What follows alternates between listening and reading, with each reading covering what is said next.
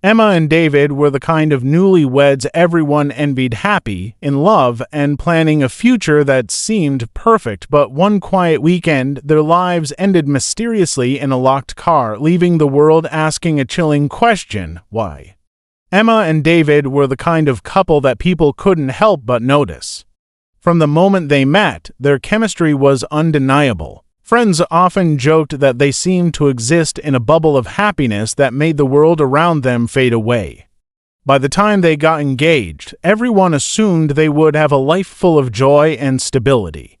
Their wedding had been small but perfect, held in a quiet garden with close family and friends. It wasn't flashy, but it was meaningful, and every detail seemed to reflect their personalities: Emma's love for flowers, David's quiet sense of humor, the little touches that made it feel uniquely theirs. The photographs captured them laughing, holding hands, completely absorbed in each other, unaware of anything outside that moment. After the wedding, the couple decided to spend a few weeks traveling before settling into their first home together. They explored coastlines, walked through ancient city streets, and shared meals in tiny cafes where locals would smile at them as if recognizing a love story unfolding before their eyes. Even in crowded tourist spots, they seemed to exist in their own world, speaking in soft tones, sharing glances that needed no words. People who noticed them would often comment on how rare it was to see a couple so genuinely connected, so free from the arguments and petty frustrations that often come with early marriage. When they returned, they settled into their routine quickly. David had a steady job at a local architecture firm, and Emma worked as a graphic designer from home. Their lives were orderly but filled with quiet excitement. Friends were invited over for casual dinners, weekends were spent walking in nearby parks, and the couple spent evenings planning home renovations or watching old movies while cuddled on the couch. Everything seemed ordinary, yet in that ordinariness there was a sense of contentment that many people envied. Neighbors often saw them leaving together in the morning, both carrying coffee and small bags for work, or returning in the evening with groceries and laughter that carried through the air. The neighborhood was quiet, safe, and suburban in the way that made people feel comfortable leaving doors unlocked. Emma and David fit in perfectly, blending into this calm environment with a kind of effortless grace. They were the couple who made neighbors smile and family members proud, who seemed to embody hope and happiness for anyone who knew them. Even so, life wasn't without its minor stresses. They argued occasionally about mundane things: the color of paint for the living room, how to split chores, or whether to spend money on a weekend getaway or save for furniture. But these disagreements were fleeting, resolved quickly, and always underscored by mutual respect and affection. Theirs was a relationship built on trust, on a shared understanding that life was full of challenges, but that they would face them together. As a Saturday evening approached, everything appeared normal. The sun was setting, painting the sky in shades of pink and orange, and the couple's car sat in the driveway. There was nothing remarkable about the scene. Yet to anyone paying attention, there was a subtle feeling that something was different that night. The car remained parked longer than usual. Neighbors noted it but shrugged it off. Emma and David were young, energetic, and often stayed out later than most. There was a sense of quiet anticipation in the air, a prelude to events that no one could yet have imagined. The world seemed ordinary, but hidden beneath that ordinary surface, a story was about to take a dark and mysterious turn. Sunday morning arrived like any other, with birds chirping and the faint hum of traffic in the distance, yet there was a tension that no one could explain. Friends who had spent the previous evening with Emma and David began to notice something unusual. Messages went unanswered, calls went straight to voicemail, and texts that would normally receive quick, cheerful replies remained ignored. At first, people assumed they were simply busy or sleeping in after a long week. But as hours passed, worries started to creep in. The couple had never gone so long without responding, and the unease began to grow. A close friend, growing increasingly concerned, decided to check on them. She arrived at their house in the late morning, expecting to see the usual signs of life: a car in the driveway, lights flicking on inside, perhaps music playing faintly through the windows. Instead, she found the driveway empty except for the couple's car parked as it had been the night before. There was no movement, no sound. Calling out their names yielded nothing. Something felt wrong, though it was impossible to pinpoint exactly what. The friend's concern escalated quickly, and she called the police. Officers arrived within minutes, their presence bringing a formal, urgent weight to the quiet suburban street. The house was empty, with no signs of disturbance inside. Nothing appeared out of place, yet the absence of the couple was alarming. They had simply vanished. The officers expanded the search, checking nearby streets, parks, and public areas, and then turned their attention to the car.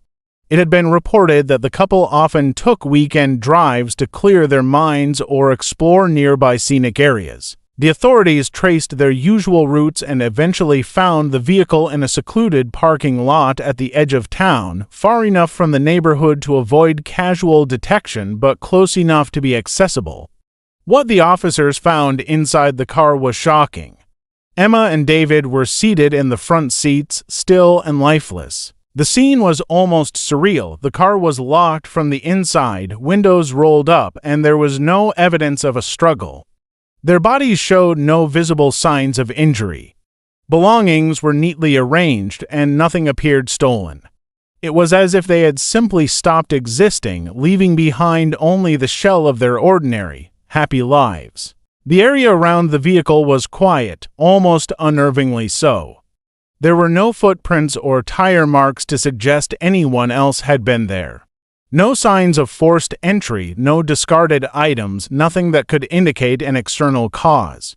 Even the natural surroundings seemed to hold their breath, the silence broken only by the occasional rustle of leaves or distant bird calls. It was a tableau of normality masking a deep, incomprehensible tragedy. Investigators photographed the scene extensively, documenting every angle, every detail, knowing that even the smallest clue could hold significance. Theories began to form in their minds, but nothing seemed to fit. How could healthy, vibrant individuals end up dead in a locked car without a single trace of foul play? Friends, neighbors, and even casual acquaintances were left grappling with the horror and confusion. The questions multiplied rapidly, but answers remained maddeningly out of reach. Every attempt to understand the scene only deepened the sense of mystery, leaving the world to wonder what could have led to such a devastating and unexplained event. The investigation began in earnest, with authorities treating the case as a high priority, mysterious death that demanded careful attention. Forensic teams arrived at the scene, carefully examining every detail of the car, the surrounding area, and the couple's belongings. They collected fingerprints, fibers, and any trace evidence that might provide a clue. Specialists analyzed the interior air quality, the upholstery, and even the slight positioning of the seats, hoping that some overlooked detail could hint at what had happened in those final hours. Yet, despite the meticulous work, nothing immediately pointed to a cause. Medical examiners were called to determine the official cause of death. Blood tests, toxicology screens, and tissue analyses were performed with precision, searching for poison, drugs, or signs of carbon monoxide exposure. Days turned into weeks, and still the results were inconclusive. There were no toxins detected, no drugs, no alcohol. Their organs appeared healthy. Everything indicated that the couple should have been alive, yet they were not. The more investigators examined the case, the deeper the mystery became. Police turned their attention to the couple's social and personal lives, hoping to uncover any hidden motives, threats, or conflicts. Friends, family, and colleagues were interviewed extensively. They all spoke of Emma and David as joyful, trustworthy, and without enemies. There were no disputes, no recent arguments, no financial struggles that would explain a sudden tragedy. Their lives had seemed ordinary and even enviable, full of stability and affection. Every new interview seemed to reinforce the same picture: two young people, loved by those around them, taken by something inexplicable. Investigators also scrutinized their daily routines, travel plans, and communications. Phone records were examined, showing that all messages and calls had been normal up to the day before the deaths. Email correspondence was reviewed, social media accounts analyzed, and financial records checked for irregularities. Yet every trace led to the same unsettling conclusion: there was nothing unusual, no reason to suspect foul play, no warning signs at all. The police began to consider alternative theories. Could it have been an accident? Perhaps some rare medical condition, environmental factor, or freak occurrence. They explored everything from accidental gas inhalation to sudden illness. Each hypothesis, however, seemed to contradict the evidence. The car had been off for hours. There were no mechanical malfunctions. Medical examinations showed no underlying conditions that could explain sudden death in both individuals simultaneously. As the investigation stretched on, the lack of leads frustrated everyone involved. Detectives went over the scene repeatedly, re-interviewed witnesses, and rechecked evidence. Analysts tried to find patterns in the minor details: the angle of the seats, the positioning of objects in the car, the faint marks on the door handles, but all attempts to create a coherent explanation failed. The case was becoming infamous among law enforcement circles, not for the brutality of a crime, but for the eerie absence of any discernible cause. With each passing day, public interest grew. News outlets covered the story extensively, painting Emma and David as a couple whose lives ended in an unsettling void of explanation. The community that had once admired them now found itself gripped by fear and confusion. The investigation continued, but the answers that everyone hoped for remained elusive, leaving a haunting void where understanding should have been. Every theory seemed plausible yet incomplete, and the true cause of their deaths remained as mysterious as the quiet, locked car in which they were found. As the weeks passed, small and unusual details began to emerge, each one deepening the mystery surrounding Emma and David's deaths. Investigators revisited security footage from nearby streets, stores, and gas stations, hoping that even the smallest clip might reveal something overlooked. One late-night recording caught the couple arriving at a gas station several miles from their home, their car moving slowly as though they were being cautious or aware of something around them. For a brief moment, a shadowy figure appeared near the edge of the frame. The image was grainy, unclear, impossible to identify, but it was enough to raise new questions: who had been watching them and why? Around the same time, detectives discovered that the couple's digital lives held subtle, unsettling clues. Emma's laptop contained drafts of journal entries that were never published or shared, filled with cryptic thoughts about feeling observed or uneasy in situations that seemed perfectly normal. The entries were scattered, often fragmentary, almost as if she had been recording fleeting impressions without fully understanding them. David's phone showed unsent messages, text drafts he had composed and then deleted. These messages didn't indicate anger, fear of another person, or confrontation. They were notes, reflections, half-formed ideas, and questions about life, safety, and trust. Investigators also looked more closely at the environment where the car had been found. The parking lot was isolated but not inaccessible, a place that could be reached by anyone yet rarely visited at night. Footprints, tire marks, and other typical signs of passage were absent. Even the tiniest details seemed to contradict normal expectations: the absence of insects in the car, the lack of fingerprints other than the couple's own, the untouched dirt and leaves outside. Everything suggested the deaths occurred in a controlled, undisturbed environment, yet no one could explain how such a situation could happen naturally or deliberately. As the case drew attention, speculation spread beyond official channels. Amateur sleuths analyzed the security footage, social media history, and digital footprints, piecing together theories that ranged from plausible to bizarre.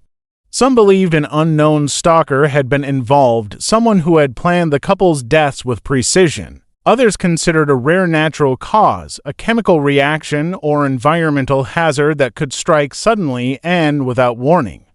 A few suggested that the entries in Emma's journal indicated paranoia, a shared psychological state that might explain unusual behavior leading up to their deaths. Despite these leads, no evidence connected the shadowy figure, the digital clues, or the location itself to a definitive cause. The investigators meticulously cataloged every discovery, aware that the smallest overlooked detail could be crucial. Each piece of information raised more questions than it answered. The community, once filled with curiosity and concern, now felt an unsettling tension, as if the ordinary spaces around them could conceal extraordinary, incomprehensible dangers. The more detectives uncovered, the more they realized that Emma and David's deaths were unlike any case they had encountered before. There were no clear motives, no visible perpetrators, and no definitive explanation. Every clue hinted at complexity, yet resisted any resolution. The shadowy figure, the unsent messages, the cryptic journal entries, and the undisturbed scene all combined into a puzzle that refused to be solved. As weeks turned into months, the investigation became a study in contradictions, a case that balanced on the edge of mystery, with each new detail deepening the sense of unease and leaving the ultimate question unanswered: how and why had two young lives ended so suddenly and silently? Months passed, and the case of Emma and David's deaths became a fixture in local news, drawing attention from reporters, true crime enthusiasts, and the general public. The police had exhausted every conventional line of investigation, yet the couple's deaths remained a puzzle without answers. Friends and family struggled with grief compounded by confusion, unable to reconcile the vibrant, happy people they had known with the lifeless forms found in that secluded car. Every memory, every ordinary moment shared with them now carried an undercurrent of unease, a reminder that life could end abruptly and without explanation. Authorities continued to monitor the scene, reviewing old evidence repeatedly in the hope that something might have been missed. The shadowy figure in the gas station footage was scrutinized endlessly, but nothing definitive emerged. Investigators revisited the cryptic notes on Emma's laptop and the unsent messages on David's phone, attempting to detect patterns or hidden warnings. Psychological experts were consulted to analyze the writings, but the results were inconclusive. Some suggested that the entries reflected normal anxiety or introspection, while others argued that they hinted at a shared sense of fear that could not be fully explained. The more the experts examined, the more questions arose, and the lines between ordinary life and unexplained tragedy blurred further. The community itself felt the weight of the mystery. Neighbors spoke in hushed tones, recalling small, seemingly insignificant moments from the couple's life that suddenly seemed ominous.